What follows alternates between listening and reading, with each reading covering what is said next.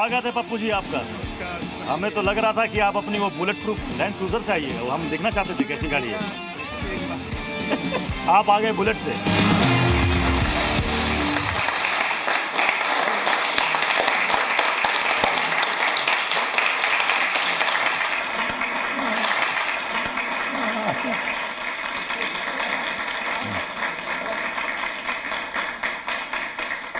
पप्पू यादव जी, बहुत बहुत स्वागत है आपका जी न्यूज में, और आपने अपना कीमती वक्त निकाला है हमसे बात करने के लिए। तो पप्पू यादव जी, पहले मेरा प्रणाम ले लीजिए। जी जी बिल्कुल बिल्कुल। जोहार भी ले लीजिए, नमो बुद्धाय, जय भीम भी ले लीजिए। अच्छा, जोहार भी ले लीजिए, प्रणाम भी ले लीजिए, सलाम भी ले लीजिए, जोहार तो ले ही लीजिए और जय भीम ले लीजिए। झारखंड जीते हैं इसलिए, ठीक है। अच्छा पप्पू यादव जी, आपको इतनी धमकियां मिल रही हैं, अब तो लोग ये कहने लगे हैं कि मतलब पप्पू यादव का नाम आने वाले वक्त में Guinness book of world record में दर्ज हो जाएगा, सबसे ज्यादा धमकियां मिलने वाले नेता के तौर पर। एक बात बताइए, हमको तो आपके बारे में समझ में नहीं आता। जी न्यूज कौन सा एजेंडा है? किसान एजेंडा है कौन सा? धमकियां आपको नहीं मिल रही है क्या? अच्छा एक बात बताइए, इस दुनिया में एक इंसान है जो दुनिया में आता है और वो अपने आप में अपने तरीके से सोचता है, डेस्टिनी अपने तरीके से सोचती है। और यह कंट्री आप इतने जान लीजिए कि पूंजीपतियों का देश है, ये उद्योगपतियों का देश है। हर चीज परोसे जाते हैं, उस पे मत जाइए। जाइए किसान कितने दिनों से पंजाब में बैठा है, किसान को लाठी क्यों चल रही है उत्तर प्रदेश बॉर्डर पे। आप बात करिए संभल में क्या हुआ, बात करिए ईवीएम का क्या है, बात करिए बांग्लादेश की स्थिति क्या है, बात कीजिए कि क्वेश्चन लीक आउट क्यों हो रहा है। कल भी बिहार में क्वेश्चन लीक आउट हुए हैं। आप मरेंगे हम, चिंता आपको क्यों हो रही है भाई? आप आकर के मीडिया से कहिएगा कि साहब मुझे धमकी मिल रही है। मीडिया से तो कभी नहीं कहा। और आप वहां पर दिखाइएगा कि देखिए साहब ये मोबाइल पे मुझे रिंग आ रहा है बाहर से। सर आपको धमकी नहीं मिली क्या? सर मीडिया को कभी नहीं कहा, मैंने प्रशासन को कहा है। पागल है हम मीडिया को बोले? मीडिया किसी का होता है क्या? आपने जी न्यूज से बातचीत में आपको बकायदा आपने कॉल भी दिखाया था कि देखिए इसी वक्त कॉल आ रहा है मुझे। जी न्यूज ने हमसे कहा बात क्या है, प्रशासन को भेजा। आपने उसी वक्त दिखाया भी कि आपको कॉल आ रहा है। मतलब आपको मेरे से व्यूवरशिप बढ़े तो ठीक, पप्पू यादव से आपकी टीआरपी बढ़े तो ठीक। आपको जो टीआरपी मिलता है, व्यूवर्स मिलता है, वैसा ही आप करते हैं। अच्छा, जो सुनिए ना, जी। जो दिखता है वो बेचते हैं आप। हाँ। और जो आप मतलब आप ये मान रहे हैं कि आप जो है टीआरपी मटेरियल आपको ऐसा लग रहा है? सर मैं टीआरपी मटेरियल मैं नहीं मान रहा हूँ। हाँ, अभी आपने खुद कहा। आप एक काम कीजिए ना, मेरा पेज और देश के पीएम का पेज सामने ले आइए। हम पीएम के पेज और मेरे पेज को भी देख लीजिए, आपको पता चल जाएगा किसके साथ व्यूवरशिप है और किसको कितना कमेंट है, आपको समझ में आ जाएगी। अच्छा आप सोशल, मैं अपने पेज की बात कर रहा हूँ ना, मैं आपके पेज की बात तो कर नहीं रहा हूँ, क्योंकि मैं सच बोलता हूँ और देश का नेता झूठ बोलता है। देश का नेता लूटता और हम तो नेता है। अभी तो नेता सर, हम नेता होते हैं तो हम जिंदगी में सिर्फ सेवा के लिए, और अब 6 बार, चलिए आप सुनिए सर, जब आप सुनना ही चाहते हैं तो सुनिए। बोलिए। 7 बार में 6 बार 5 बार इंडिपेंडेंट हम हैं कि आप हैं, यहाँ आपका देश में कोई और नेता है। 5 the time I am member of parliament independent, I am member of legislature. 2 ही बार, 7 बार में 2 ही बार पार्टी से हूँ, और वो भी पार्टी से नहीं हूँ, पार्टी हमसे थी। अच्छा, हम पार्टी से नहीं थे। गजब पप्पू यादव। और यही अंदाज है पप्पू यादव जी आपका। अंदाज का क्या बात है इसमें? अंदाज का क्या बात है? अच्छा, मैं जनता, देखिए मेरी जिंदगी में 3 ही चीज है, अंदाज नहीं है। इंसान को भगवान मानो, उसकी इज्जत करो। जिंदगी में मैं आनंद मार्गी हूँ, कभी जात पात नहीं जाना। और वर्ल्ड में जब दोबारा कोई इंडिपेंडेंट एमपी कभी हुआ ही नहीं और हम ही हुए 5 बार जी, तो जनता ने यह आशीर्वाद और बेटे के रूप में सबसे ज्यादा गर्व किसको होना चाहिए? पप्पू यादव को। तो आप हमको बार बार, आप आते ही हमको कह रहे हैं भाई किसने धमकी देखिए। अच्छा ठीक है, अब सुनिए ना, ऐसी धमकियों से मैं इसी सवाल पर और संविधान और डेमोक्रेसी डरने लगे। ठीक है, हमने एक मर्डर हुई बाबा सिद्दीकी की, सुनिए, हम हर कोई परिस्थिति जब आती है, घटना घटती है, तो मैं उसमें ट्वीट करता हूं। पहला आदमी हूं, कोरोना आया सबसे पहला आदमी हूं, देश के हर अस्पताल गए, हर आदमी की मदद की। सब कोरोना से डर रहा था, हम अकेले कोरोना को डरा रहे थे। हमको ना मुंह में चोर की तरह मास्क तो लगे नहीं थे, हाथ में फलना, हम तो बांट रहे थे। हम तो रेमडेसिविर, ऑक्सीजन सब बांट रहे थे। आपने लोगों के लिए काम किया, वो हमने देखा भी। और सुनिए ना सर, हमने देखा भी। बाढ़ में मेरा ब्लड इन्फेक्शन हो गया। हाँ। तब भी हम बाढ़ के बीच थे। भुज में भूकंप आया।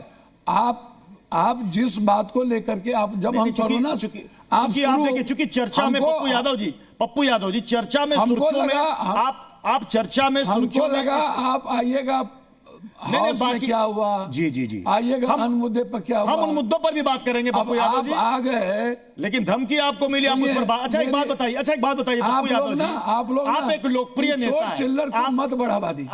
आप एक लोकप्रिय नेता है, आपका अपना रौला रहा है, आपका एक दबदबा रहा है।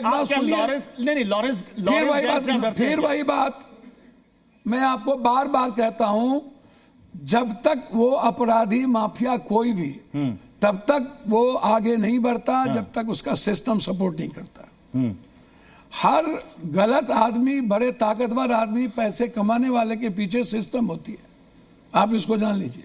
आपको लॉरेंस से धमकी मिल रही है किसी और से? फिर वही बात मैं बार बार कहता हूं आपको, भाई लोग जानना चाहते हैं, आप सांसद हैं। अच्छा किससे आप जमीन से जुड़े नेता हैं, बोला कि आप बेबाक नेता हैं। हमने आपको कहा, एक ट्वीट हमने की घटनाक्रम में कि क्या डेमोक्रेसी, कानून, संविधान और देश से भरा कोई व्यक्ति हो जाए तो फिर उस देश की जो वैल्यू है, उस देश का जो एक वेव है वो खत्म होगा, कमजोर पड़ता है।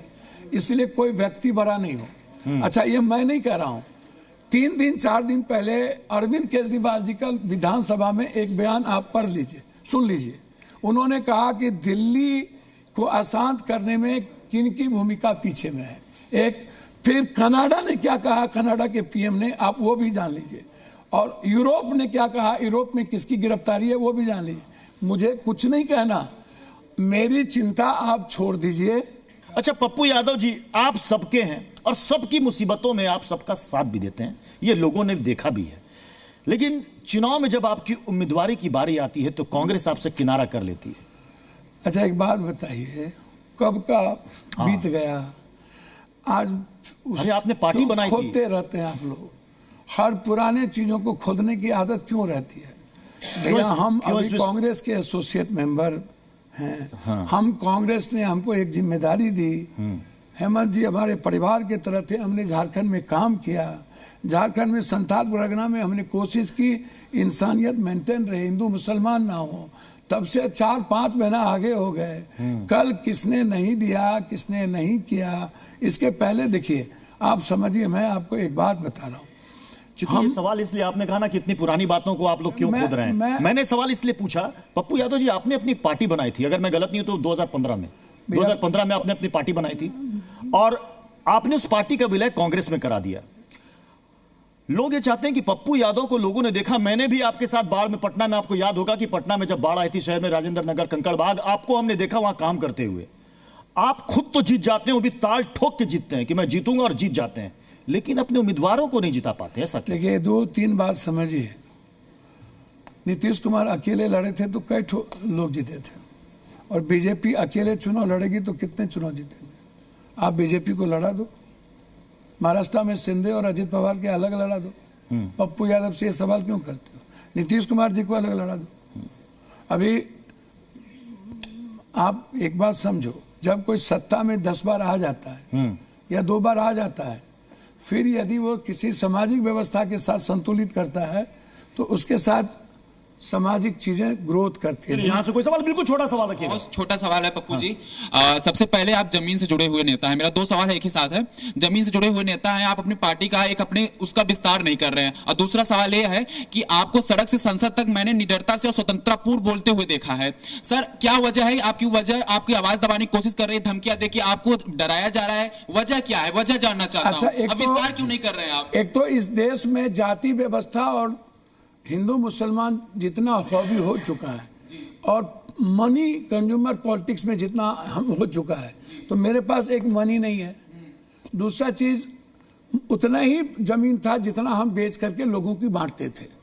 तो पार्टी के विस्तारित के लिए एक कोई वैचारिक ताकत की जरूरत पड़ती। छोटा सवाल जल्दी से। सर, एक तरफ तो आप मांग कर रहे हैं कि आपको सुरक्षा चाहिए, और फिर जब कभी मिलने लगती है तो आप कहते हैं कि नहीं चाहिए। अब आप चाह क्या रहे हैं? नहीं, सुरक्षा हम मांग नहीं, सुरक्षा हम नहीं मांगा। आपने सवाल पूछ लिया। सुरक्षा हमने नहीं मांगा। जब एक सवाल आई, मैंने चिट्ठी लिखा है अमित शाह जी को, सुरक्षा देना ना देना उनकी जिम्मेदारी है। मेरा नाम शामीन बानो है, मैं जामिया मिल्ला इस्लामिया की स्टूडेंट हूँ। मेरा सवाल ये, संभल में जिस तरह से घटना हो रही है, इस पर आप क्या कहना चाहते हैं? देखिए, एक बात समझिए, बहुत क्लियर है। बड़े मुद्दों को भटकाने के लिए इनके पास, देखिए, ये मुसलमान 18 करोड़ है और 123 करोड़ में सिख, बौद्ध धर्म, सनातन सब है। कोई भी कमजोर जाति जिस गांव में ज्यादा जाति है उससे नहीं लड़ता। एक दूसरी बात, कोई न कोई परिस्थिति पैदा की जाती है नफरत पैदा करने के लिए। दो, तीसरी, 11 सालों के बाद भी देश का सनातन या हिंदू खतरे में है, तो पैदल यात्रा वाले बाबा और इस सरकार को चुल्लू भर पानी में मर जाना चाहिए। दो, पप्पू यादव जी, अभी संभल का जिक्र आया तो संभल को लेकर विवाद में कई नेताओं के बयान भी सामने आए। अखिलेश यादव, तेजस्वी यादव ये कह रहे हैं कि ये सब बीजेपी वाले करवा रहे हैं। क्या पप्पू यादव को भी यही लगता है कि सब बीजेपी करवा रहे हैं?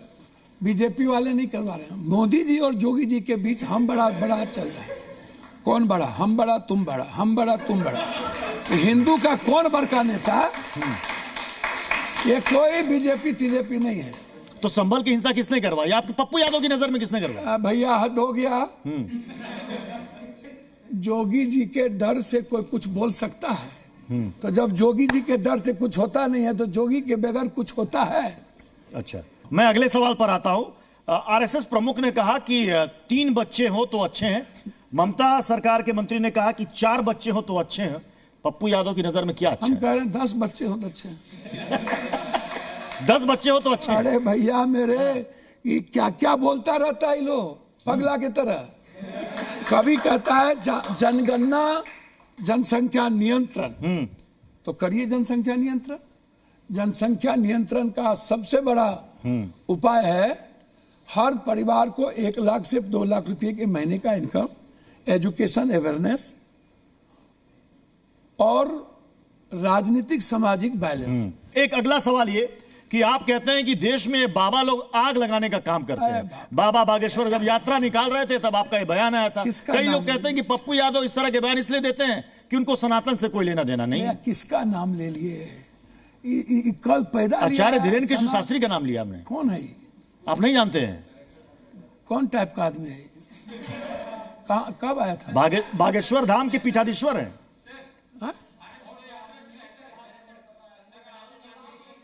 पहले इनका नहीं, एक सेकंड पहले। हाँ, पहले बाबा, पहले इधर सवाल का जवाब। राम रहीम 150 बलात्कार, आसाराम, अरे सुनो भैया, आसाराम, हम कोनो बाबा का नाम नहीं लेते हैं।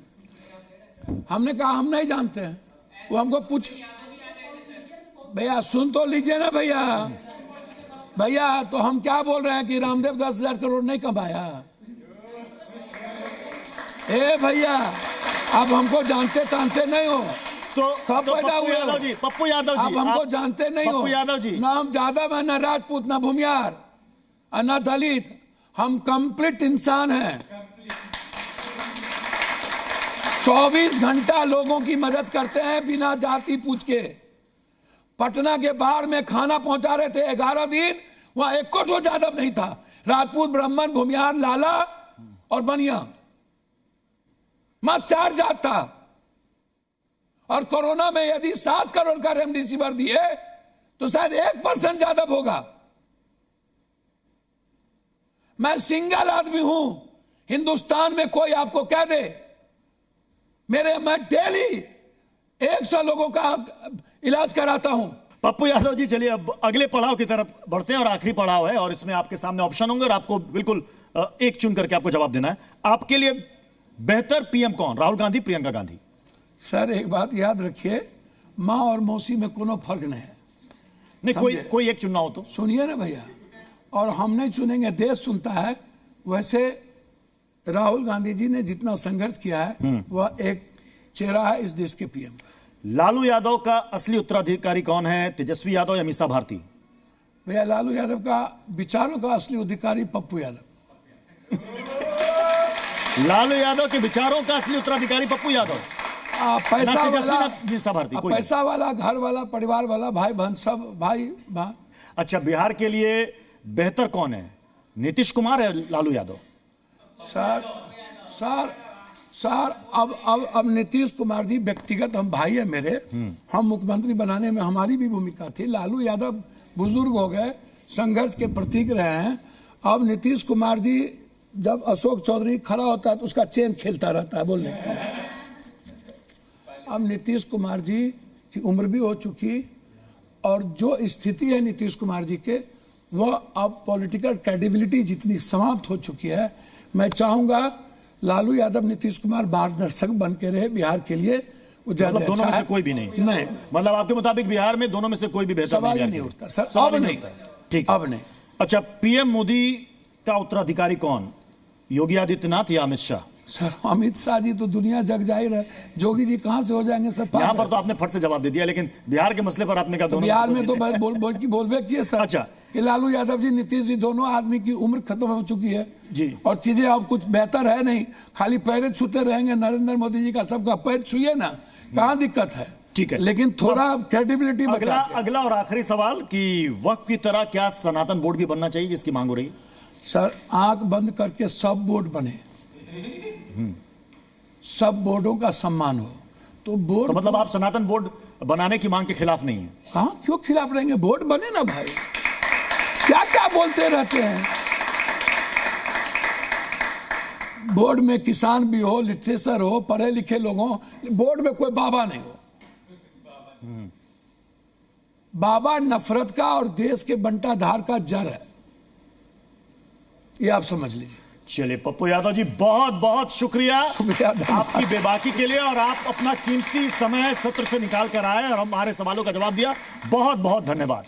एक बार फिर से जोरदार तालियों से पप्पू यादव जी का स्वागत कीजिए।